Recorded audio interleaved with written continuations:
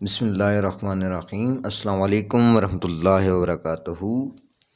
معزز سامعین و ناظرین، معین اردو اکیڈمی میں خوش آمدید۔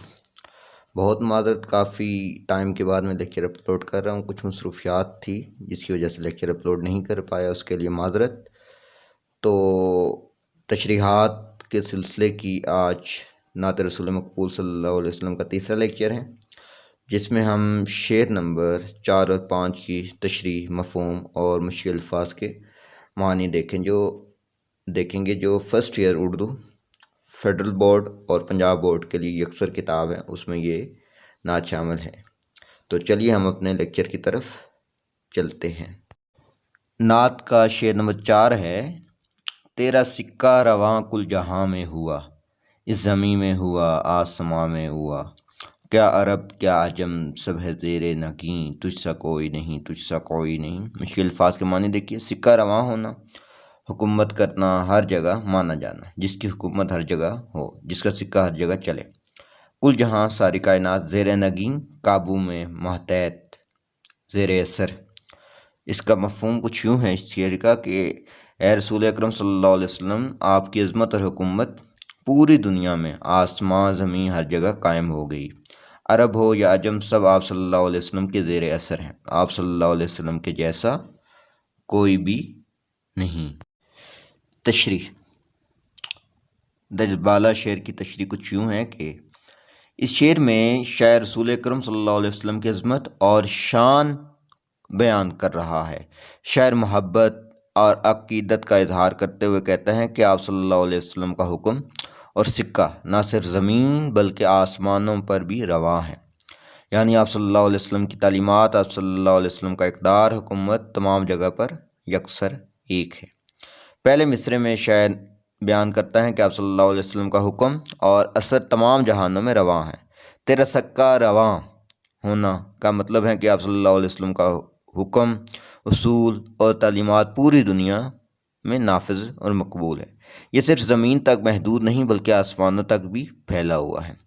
شاعر یہاں نبی کریم صلی اللہ علیہ وسلم کے اثر و رسوخ کی وسعت کو بیان کر رہا ہے۔ یہ جملہ نبی کریم صلی اللہ علیہ وسلم کی عالمگیر رسالت، آپ صلی اللہ علیہ وسلم کی تعلیمات کی ہمگیریت اور آپ صلی اللہ علیہ وسلم کے بلند و بالا مرتبے کو بیان کرتا ہے۔ آپ صلی اللہ علیہ وسلم کا اثر و رسوخ اور عظمت صرف دنیا تک محدود نہیں بلکہ آسمانی دنیا میں بھی تسلیم کی جاتی ہیں۔ بقول اقبال: نگاہ عشق و مستی میں وہی اول وہی آخر، وہی قرآن وہی فرقان، وہی یاسین وہی طٰہٰ۔ دوسرے مصرعے میں شاعر بیان کرتا ہے کہ آپ صلی اللہ علیہ وسلم کا اثر و رسوخ صرف عرب میں بلکہ تمام دنیا میں ہے۔ آپ صلی اللہ علیہ وسلم کی تعلیمات پوری دنیا میں پھیلی ہوئی ہیں۔ ساری امت آپ صلی اللہ علیہ وسلم کے ماتحت ہے، یعنی آپ صلی اللہ علیہ وسلم کی تعلیمات اور رسولوں کو ماننے والے ہیں۔ تجھ سا کوئی نہیں کی تکرار سے کلام میں زور پیدا ہوتا ہے، جس سے آپ صلی اللہ علیہ وسلم کی عظمت اور شان واضح ہوتی ہے۔ بقول شاعر: پھیلا ہوا ہے اسود و احمر کے واسطے، صحن عرب سے تابہ عجم خوان مصطفیٰ۔ مجموعی طور پر اس شعر میں شاعر آپ صلی اللہ علیہ وسلم کی عظمت، شان، اثر و رسوخ کو نہایت عقیدت اور محبت کے ساتھ بیان کر رہا ہے۔ شاعر یہ پیغام دیتے ہیں کہ آپ صلی اللہ علیہ وسلم کی رسالت، آپ صلی اللہ علیہ وسلم کی عظمت اتنی وسیع ہے کہ اس میں زمان و مکان کی کوئی قید نہیں۔ پوری دنیا اور آسمان تک آپ صلی اللہ علیہ وسلم کے چرچے ہیں۔ یہ نعت مسلمانوں کے دلوں میں موجود عقیدے کی ترجمانی کرتی ہیں جو نبی کریم صلی اللہ علیہ وسلم کی عظمت اور بلندی اور اس کے پیغام میں وسعت کے حوالے سے ہے۔ بقول شاعر: مثل ممکن نہیں الدحیٰ مکھڑے کی، ہو سکا نہ ہوگا جہاں میں کوئی۔ درج بالا شعر میں استعمال ہونے والے فنی محاسن درج ذیل ہیں۔ سب سے پہلے استعارہ کا استعمال ہوا ہے۔ سکہ رواں استعارہ کے طور پر استعمال ہوئے ہیں۔ آپ صلی اللہ علیہ وسلم کی تعلیمات اور اقتدار کے پھیلاؤ کو ظاہر کرتا ہے۔ نمبر 2، سند تضاد، زمین و آسمان، عرب و عجم، ان دونوں کے اندر تضاد پایا جاتا ہے۔ سند تکرار، تجھ سا کوئی نہیں، تجھ سا کوئی نہیں، اور تراکیب لفظی، زیر نگیں، یہ اس شعر کے اندر فنی محاسن استعمال ہوئے ہیں۔ تو جب بھی آپ تشریح کریں تو حوالہ جاتی شعر اس میں لازمی لکھیے، اس سے نمبر اچھے آتے ہیں۔ شعر نمبر 5 ہے: تیرے انداز میں وسعت فرش کی، تیری پرواز میں رفعت عرش کی، تیرے انفاس میں خلد کی یاسمی، تجھ سا کوئی نہیں، تجھ سا کوئی نہیں۔ مشکل الفاظ دیکھیے: وسعت فرش کی، زمین کی وسعت، زمین کا پھیلاؤ، رفعت عرش کی، آسمان کی بلندیاں، بلند مقام، انفاس کہتے ہیں سانسوں کو، نفس کی جمع ہے، خلد جنت کو کہتے ہیں، یاسمی پھول، خلد یاسمی جنت کا پھول۔ مفہوم ہے: اے نبی کریم صلی اللہ علیہ وسلم، آپ کے انداز میں زمین جیسی وسعت ہے، آپ کے پرواز میں عرش جیسی بلندیاں ہیں، آپ کی سانسوں میں جنت کی خوشبو ہے، آپ کے جیسا کوئی نہیں۔ تشریح: زیر نظر شعر میں رسول اکرم صلی اللہ علیہ وسلم کی عظمت، شان اور بلند مقام کی تعریف کی گئی ہے۔ شاعر اپنی عقیدت اور محبت کا اظہار کرتے ہوئے بیان کرتے ہیں کہ نبی اکرم صلی اللہ علیہ وسلم کی صفات میں عرش جیسی وسعتیں اور فرش جیسی وسعتیں اور عرش جیسی بلندیاں دونوں شامل ہیں۔ پہلے مصرعے میں شاعر نبی کریم صلی اللہ علیہ وسلم کی عظمت اور شان کو بیان کرتا ہے کہ آپ کی شخصیت، کردار اور انداز میں زمین جیسی وسعت شامل ہے، فرش جیسی وسعتیں آپ صلی اللہ علیہ وسلم کی شان اور عظمت کی عکاسی کرتی ہیں، یعنی آپ صلی اللہ علیہ وسلم کی عظمت، شخصیت اور کردار میں پھیلاؤ ہے۔ اس سے مراد یہ ہے کہ جیسے زمین وسیع ہے، اسی طرح آپ صلی اللہ علیہ وسلم کی صفات میں بھی وسیع و حریص ہیں۔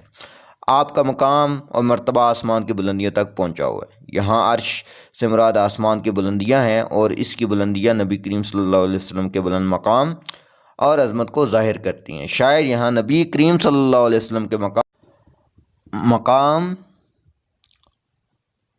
اور مرتبے کی وسعت اور بلندی کو بیان کر رہا ہے۔ بقول شاعر: جس روز سے وہ مہر منور ہے زمین پر، اس روز سے رخ چاند ستاروں کا ادھر ہے۔ دوسرے مصرعے میں شاعر نبی کریم صلی اللہ علیہ وسلم کی عظمت اور ان کی صفات کو بیان کرتا ہے کہ آپ صلی اللہ علیہ وسلم کی سانسوں میں جنت کی خوشبو ہے، انفاس سے مراد سانس ہیں۔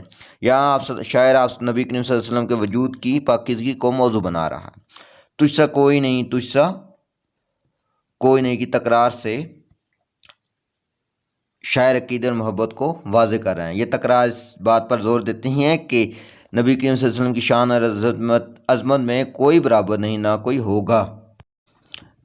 اس کا آنا تھا کہ جنت کے دریچے کھل گئے، ابر رحمت اس قدر برسا کہ چہرے دھل گئے۔ اس شعر میں شاعر نبی کریم صلی اللہ علیہ وسلم کی عظمت، شان اور بلند مقام کو ظاہر کر رہا ہے۔ شاعر کی محبت اور عقیدت کی بلندی ان الفاظ میں جھلکتی ہیں کہ وہ نبی کریم صلی اللہ علیہ وسلم کی صفات میں زمین کی وسعتیں اور آسمان کی بلندیوں کو دیکھتا ہے کہ نبی کریم صلی اللہ علیہ وسلم کی سانسوں سے جنت کی مہک آتی ہے۔ آپ صلی اللہ علیہ وسلم کے جیسا کوئی پوری کائنات میں نہ کوئی ہے اور نہ کوئی ہوگا۔ اس شعر میں استعمال ہونے والے فنی محاسن: سب سے پہلے اس شعر میں تشبیہ کا استعمال ہوا ہے۔ نبی کریم صلی اللہ علیہ وسلم کے کردار کو زمین کی وسعت سے اور آپ صلی اللہ علیہ وسلم کے بلند مقام کو آسمان کی بلندیوں سے تشبیہ دی گئی ہے، اور آپ صلی اللہ علیہ وسلم کی سانسوں کو جنت کی خوشبو سے تشبیہ دی گئی ہے۔ نمبر 2، سند تکرار کا استعمال ہوا ہے: تجھ سا کوئی نہیں، تجھ سا کوئی نہیں۔ اور نمبر 3، عرش اور فرش، یہ سنتیں تضاد ہیں جو ایک دوسرے کے الٹ ہوتے ہیں۔ امید کرتا ہوں آپ کو ان 2 اشعار کے الفاظ، معنی، مفہوم اور تشریح کی سمجھ آ گئی ہوگی، اور انشاءاللہ اگلی ویڈیو میں اس نعت کے آخری 2 اشعار کی ہم تشریح کریں گے۔ تب تک کے لیے معین اردو اکیڈمی یوٹیوب چینل سے معین خان قریشی کو اجازت دیجیے۔ اس کے ساتھ ساتھ معین اردو اکیڈمی یوٹیوب کو لائک، سبسکرائب اور شیئر کرنا مت بھولیے، اور اپنے دوستوں تک بھی اسے شیئر کریں۔ اگلی ویڈیو تک کے لیے خدا حافظ۔